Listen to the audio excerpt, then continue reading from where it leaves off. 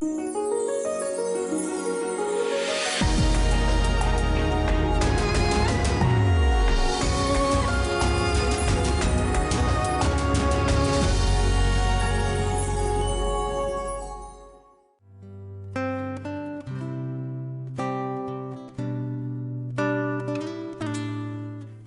yang baik, dalam hidup kita tidak akan pernah lepas dari masalah.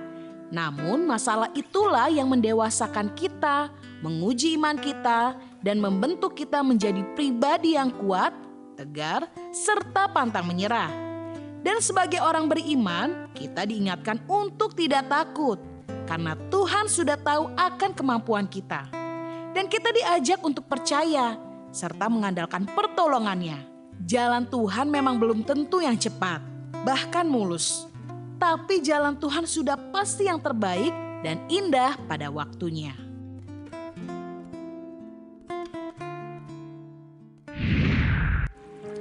Halo sahabat yang baik, berjumpa lagi di program Terang Kasih.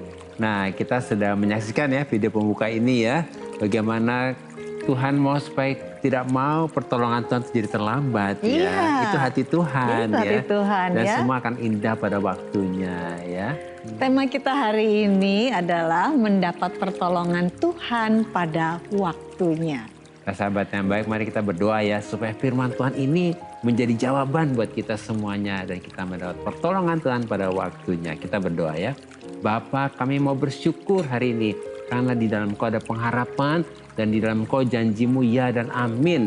Kami percaya bahwa pertolongan-Mu tidak pernah terlambat dan hari ini kami mau dengar firman-Mu supaya kami percaya dan terjadi bahwa bagi Tuhan tidak ada yang mustahil. Kami siap menerima firman-Mu, di dalam nama Yesus kami berdoa. Amin. Amin. Sebelum kita baca firman Tuhan, mari kita katakan apa kata Tuhan tentang diri kita. Bahwa saya spesial di mata Tuhan. Saya berharga di mata Tuhan. Saya sangat dikasihi Tuhan. Kehidupan saya dan masa depan saya bersama Tuhan adalah sungguh amat baik. Katakan amin. Amin. Nah, sahabat yang baik, mari kita baca firman Tuhan ini dari Ibrani pasal yang keempat, ayat ke-11 dan 14. Demikian firman Tuhan. Karena itu, baiklah kita berusaha untuk masuk ke dalam perhentian itu, supaya jangan seorang pun jatuh karena mengikuti contoh ketidaktaatan itu juga. Karena kita sekarang mempunyai imam besar agung yang telah melintasi semua langit, yaitu Yesus, anak Allah. Baiklah kita teguh berpegang pada pengakuan iman kita. Mari kita baca ayat selanjutnya, Ibrani 4 ayat 15 dan 16. Demikian firman Tuhan. Sebab imam besar yang kita punya bukanlah imam besar yang tidak dapat turut merasakan kelemahan-kelemahan kita. Sebaliknya sama dengan kita, ia telah dicobai, hanya tidak berbuat dosa. Sebab itu marilah kita dengan penuh keberanian menghampiri tahta kasih karunia supaya kita menerima rahmat dan menemukan kasih karunia untuk mendapat pertolongan kita pada waktunya. Amin. Amin. Tuhan mau supaya pertolongan itu kita tepat pada waktunya ya. Nah, pada masa perjanjian lama hanya imam-imam yang berhak melakukan pendamaian dan pengudusan atas dosa-dosa umat Tuhan melalui korban yang dipersembahkan. Kemudian membawa darah korban tersebut ke ruang Maha Kudus untuk melakukan pendamaian dan pengudusan bagi umat Tuhan di hadapan Allah. Sehingga melalui pelayanan imam-imam ini, umat Tuhan mendapat pertolongan Tuhan pada waktunya. Karena imam-imam pada masa perjanjian lama adalah manusia biasa yang belum sempurna dan penuh kekurangan.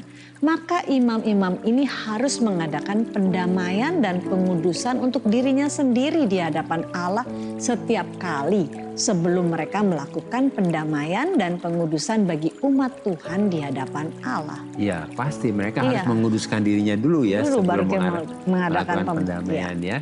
Nah, kita bersyukur di dalam perjanjian baru ini, perjanjian baru Yesus sudah menjadi imam besar agung bagi kita dengan mempersembahkan tubuhnya sendiri dan darahnya sendiri sebagai korban penebusan, pendamaian dan pengudusan bagi kita sekali untuk selama-lamanya. Wow, sebab sebagai imam besar agung, Yesus telah melintasi semua langit dan Yesus telah merasakan kelemahan-kelemahan kita. Artinya Yesus sebagai imam besar agung sudah menerobos semua penguasa-penguasa di udara yang selama ini menghalangi doa-doa kita sampai di sorga. Karena tanpa Yesus semua doa-doa kita tidak akan menembus sorga. Wow, Amin. dahsyatnya. Dahsyat, Jadi dalam Yesus doa-doa kita menembus sorga. sampai ke sorga. Wah, luar biasa. Jadi kita harus percaya bahwa di dalam Yesus dan bersama dengan Yesus semua doa-doa kita akan menembus sorga sampai ke sorga, sampai ke tahta kasih karunia Allah di sorga itu. Sehingga doa-doa kita mengalami open heaven, artinya surga akan terbuka ketika kita berdoa. Sebab Yesus telah merasakan kelemahan-kelemahan kita, telah dicobai dan Yesus telah menanggung semua dosa-dosa kita. Oleh karena itu kita harus mengerti bahwa kalau darah korban binatang yang hanya gambaran pengorbanan Yesus sudah bisa mendamaikan, apalagi darah Yesus yang sudah tercurah melalui pengorbanan Yesus yang akan lebih berkuasa menguduskan dan melayakkan setiap kita di hadapan tahta kasih karunia Allah. Amin. Wow. Darah Yesus ada kuasanya ya. Lebih berkuasa. Menguduskan kita. Amin. Jadi kita harus bersyukur. Bahkan kita juga percaya dan mengerti bahwa oleh darah Yesus ini kita sudah diberi fasilitas khusus, akses khusus, bahkan hak khusus untuk kita dapat masuk ke tahta kasih karunia Allah dan mendekat kepada Allah. Supaya apa? Supaya kita dapat menerima rahmat dan menemukan kasih karunia untuk mendapat pertolongan Tuhan tepat pada waktunya. Amin. Oleh karena itu dalam Yesus kita jangan lagi mau dituduh, Ya, amin. diintimidasi, ditipu dan diperdaya oleh iblis. Sebab Yesus sudah menebus, mendamaikan, menguduskan dan melayakkan kita di hadapan Allah. Sehingga dengan penuh keberanian dan keyakinan setiap saat kita dapat datang ke tahta kasih karunia Allah supaya kita dapat menerima rahmat dan menemukan kasih karunia untuk kita mendapat pertolongan Tuhan tepat pada waktunya. Amin. Nah sahabat yang baik, mari kita baca firman Tuhan ini dalam Lukas pasal 18 ayat yang ke-7. Demikian firman Tuhan. Tidakkah Allah akan membenarkan orang-orang pilihannya yang siang malam berseru kepadanya?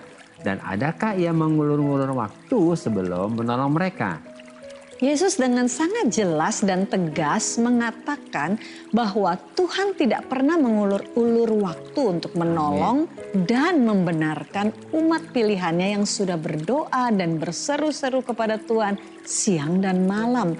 Sebab mengulur-ulur waktu itu bukanlah sifat Tuhan, bukanlah keinginan Tuhan. Yeah. Sebab keinginan Tuhan adalah segera menolong kita supaya kita segera mendapat pertolongan Tuhan tepat pada waktunya. Amin, benar ya. Sifat Tuhan bukan mengulur-ulur waktu, dia Iya. mau segera menolong kita. Amin, Amin. ya. Nah, sahabat yang baik, melalui renungan singkat ini kita dapat menyimpulkan bahwa Yesus sudah menjadi imam besar agung yang sudah menebus, mendamaikan dan menguduskan kita sekali untuk selama-lamanya.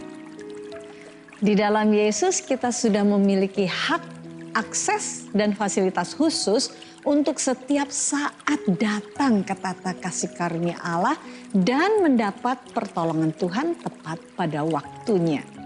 Nah sahabat yang baik, demikianlah firman Tuhan untuk hari ini. Jangan kemana-mana, pastikan tetap ada di Terang Kasih.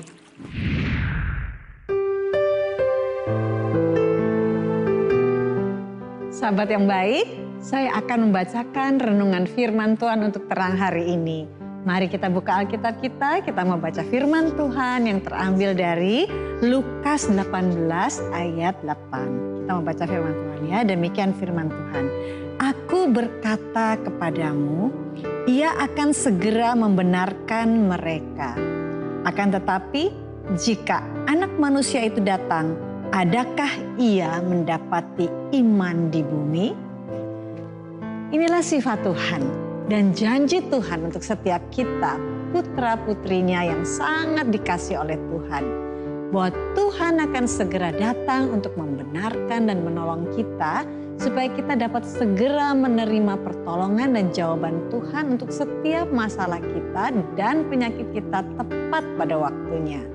Oleh karena itu kita diingatkan bahwa ketika pada waktunya Tuhan datang untuk membenarkan, menolong dan menjawab doa kita, apakah Tuhan mendapati iman di bumi? Artinya, apakah kita masih memiliki iman dan sikap hati yang benar, yang siap untuk menerima jawaban dan pertolongan Tuhan? Sebab seringkali kita tanpa disadari tidak menjaga iman kita untuk tetap berharap kepada Tuhan dan percaya bahwa waktu Tuhan adalah yang terbaik untuk menjawab doa-doa kita dan untuk menolong kita. Oleh karena itu jangan berhenti untuk berharap dan tetap percaya bahwa semua indah pada waktunya. Tuhan memberkati.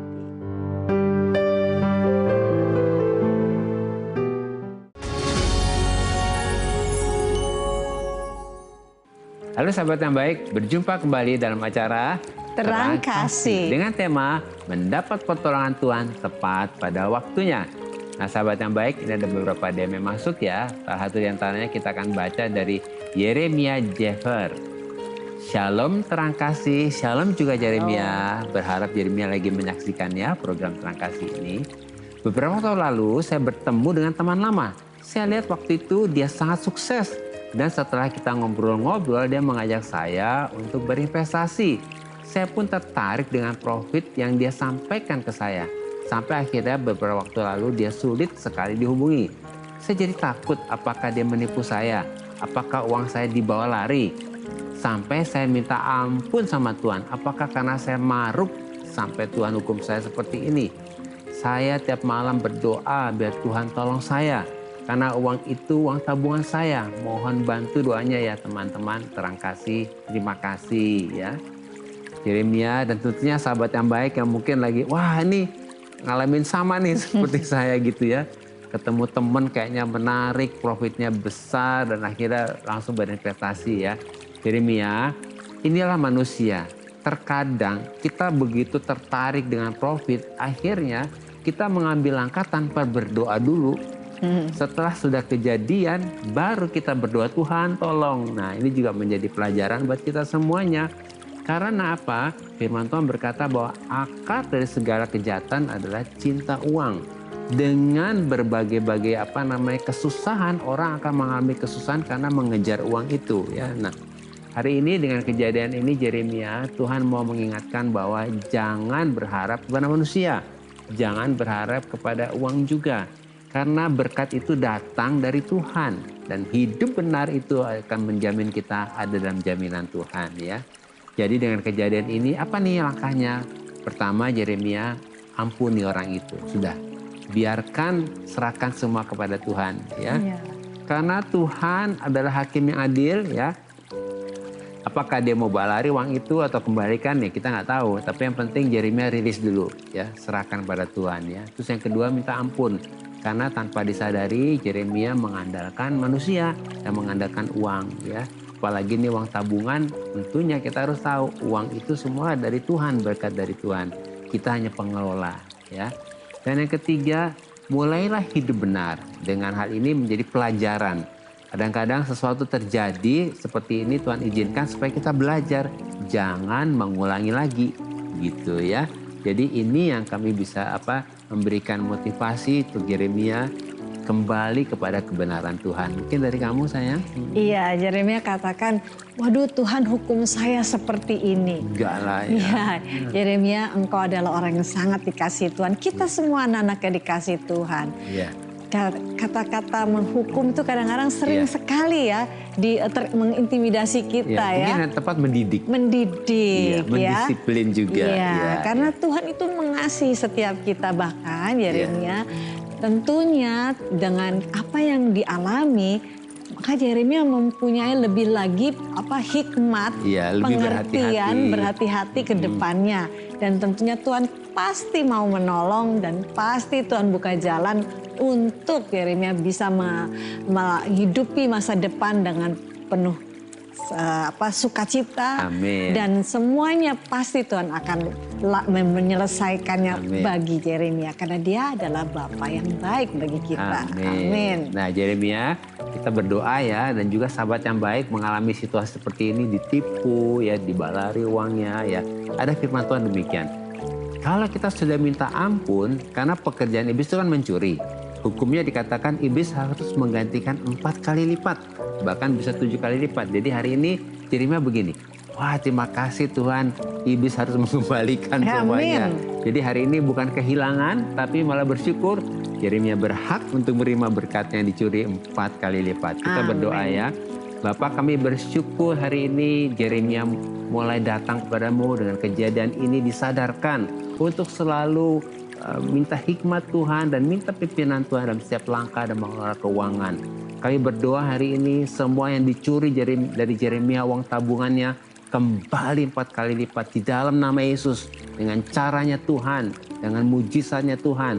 Begitu juga untuk sahabat yang baik yang dicuri dan ditipu uangnya. Hari ini juga percaya dengan iman 4 kali lipat itu menjadi hakmu. Dan kami berdoa hari ini Tuhan, kami percaya ketika kami rilis menyerahkan hak kepada Tuhan, Tuhan akan memulihkan dan mengembalikan semuanya 4 kali lipat itu. Di dalam nama Yesus kami berdoa. Amin. Amin. Ini ada juga lagi dari DM dari Melin Rosma. Ya. Selamat malam juga Melin ya. Berharap Melin juga nonton pada saat ini ya. Saya mau memberikan kesaksian untuk teman-teman tim Terang Kasih. Terima kasih. Melin, ya. 11 tahun lalu saya sempat divonis dokter tidak bisa mempunyai anak. Saya melakukan berbagai cara dari yang logis sampai yang tidak logis. Saya juga melakukan bayi tabung sampai 2 kali. Segala cara saya lakukan agar saya dan suami punya keturunan. Kecewa dengan Tuhan, marah, pasti. Kami punya perasaan seperti itu. Tapi entah kenapa ketika kami tidak menuntut lagi memiliki anak, Tuhan jawab doa kami. Segala tuduhan, vonis dari dokter terbantahkan dengan keajaiban Tuhan. Puji Tuhan, sekarang saya sudah punya 3 orang anak yang pintar dan sehat. Tuhan terkadang memang tidak cepat menjawab doamu, tapi Tuhan tahu waktu yang tepat untuk memberikannya. Demikian kesaksian saya, Tuhan memberkati. Wah, Melin, luar biasa ya. Bagus sekali kesaksianmu gitu ya. Pasti sahabat yang baik diberkati iya, ya. pasti kita semua diberkati juga sahabat yang baik menonton saat ini ya. Bayangin sempat marah kecewa Tuhan, Tuhan masih kasih juga yang baik ya. Wah, betapa baiknya Tuhan ya, Dia adalah Bapa yang baik. Amin. Dan seperti tadi Melin katakan, apakah kecewa? Ya kecewa katanya gitu ya. Tapi iya, dia jujur ya, luar biasa. Tetapi kita punya Tuhan yang baik ya. Amin. Dan Tuhan yang sangat-sangat ingin menolong kita gitu ya. Tadi kan dia katakan ketika sudah ya udah kita rilis gitu ya. Dan udah serahkan kepada Tuhan. Maka Tuhan melakukan tindakannya atau perbuatan yang ajaib bagi Melin Rosma dan suami. Ini sesuatu yang indah ya, karena Tuhan dia menjawabnya tuh tepat pada waktunya, indah pada waktunya. Anaknya 3. Sekarang anaknya 3 dan anaknya pintar dan sehat. Ini memberkati kami semua dan juga mungkin bagi sahabat-sahabat yang baik yang juga lagi butuh bergumul untuk keturunan. Iya, kita doakan ya. Kita doakan dan peganglah ayat ini bahwa Tuhan memberikan pertolongan tepat pada waktunya ya. Amin. Kita mau berdoa buat Melin Rosma supaya kehidupan Melin hari lepas hari dan anak-anak ini menjadi satu kesaksian yang indah tentang kebaikan dan keajaiban Tuhan. Amin. Kita berdoa ya. Bapak terima kasih untuk anakmu yang terkasih Melin Rosma dan juga suami yang telah memberikan kesaksian di sini Tuhan, di mana kami melihat betapa Engkau baik, betapa Allah Engkau setia, Engkau Bapa yang dapat diandalkan. Hanya Engkaulah pertolongan kami dan Engkau menolong kami tepat pada waktunya dan indah pada waktunya. Biar saat ini kalau mungkin juga ada sahabat yang baik yang saat ini juga memiliki pergumulan, bermacam-macam pergumulan, bahkan juga pergumulan untuk memperoleh keturunan. Kami berdoa saat ini seperti kesaksian yang telah kami Ya, dengar, telah amin, kami Tuhan. yang telah disampaikan oleh Melin Rosna ini Tuhan. Kami datang kepadamu. Bapa, kami adalah anak-anak-Mu dan semua kami dikasihi. Dan kami percaya seperti Engkau menolong Melin, demikian juga Engkau Amin. menolong sahabat-sahabat yang Mujizat baik yang terjadi. lainnya. Dengan pertolongan-Mu yang terbaik, yang tepat pada waktunya dan yang indah pada waktunya. Amin. Sehingga kami bersuka cita dan memuliakan Tuhan. Amin. Terima kasih Bapa, terpujilah bagi nama Tuhan. Di dalam nama Yesus kami berdoa dan mengucap syukur. Amin.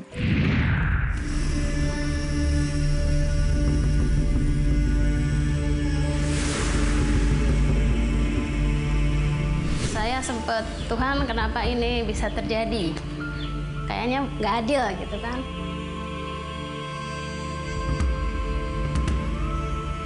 Saya dulu sebelum mengenal Tuhan Yesus, saya orangnya minder. Saya suka sedih, saya mengasihani diri, saya tidak percaya diri, dan saya fokusnya pada diriku sendiri.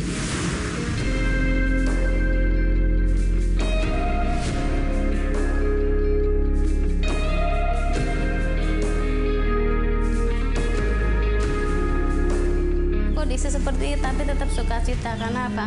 Kita merasakan pemeliharaan Tuhan, ajaibnya Tuhan itu kita alami di sini. Itu karena apapun yang saya lakukan itu untuk Tuhan kok. Jadi saya tidak mengharapkan untuk nanti Tuhan, kalau saya melayani nanti Tuhan berkati, tidak. Sama sekali tidak ada pikiran seperti itu.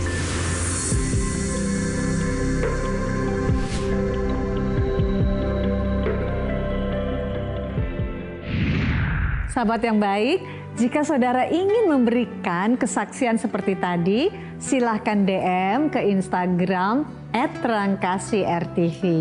Agar melalui kesaksian saudara, Anda bisa menjadi berkat bagi orang lain.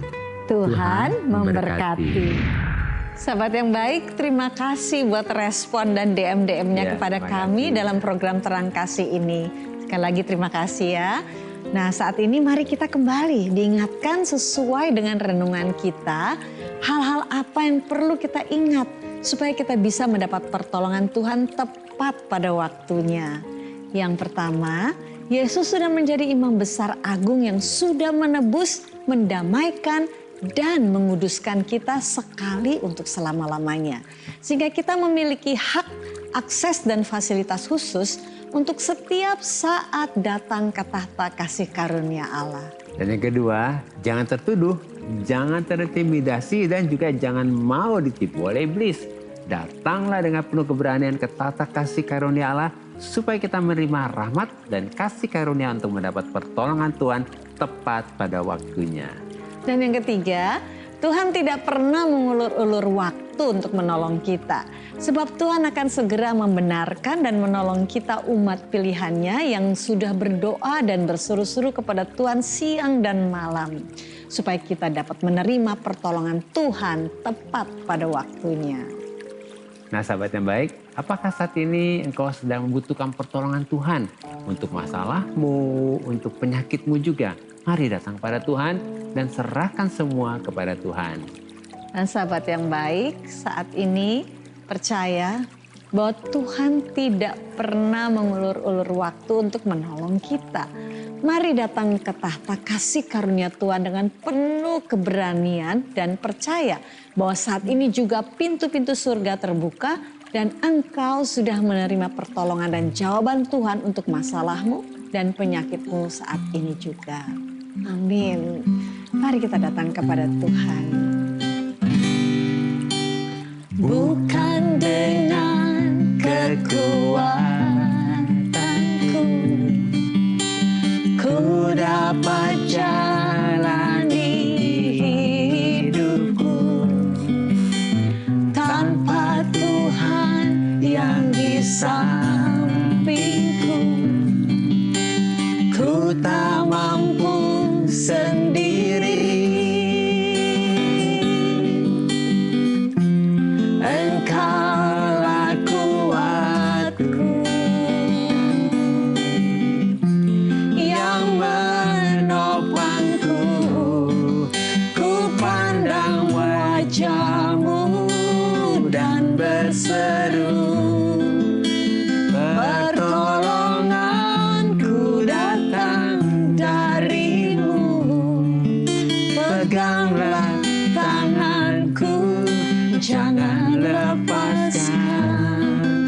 Kaulah harapan dalam hidupku. Bapa, kami sangat bersyukur kami memiliki Yesus yang sudah menjadi imam besar agung bagi kami. Kami percaya dan kami teguh berpegang pada pengakuan iman kami, bahwa ketika kami datang dengan penuh keberanian kepada tahta kasih karunia Allah, maka doa-doa kami mengalami terobosan. Kami mengalami open heaven. Kami menerima rahmat dan menemukan kasih karunia untuk kami menerima pertolongan Tuhan tepat pada waktunya. Dalam nama Yesus, amin. Terima kasih sahabat yang baik sudah setia menyaksikan program Terang Kasih. Sampai jumpa kembali di episode selanjutnya. Tuhan memberkati. Ku pandang wajah-Mu dan berseru, pertolonganku datang darimu. Peganglah tanganku, jangan lepaskan. Kau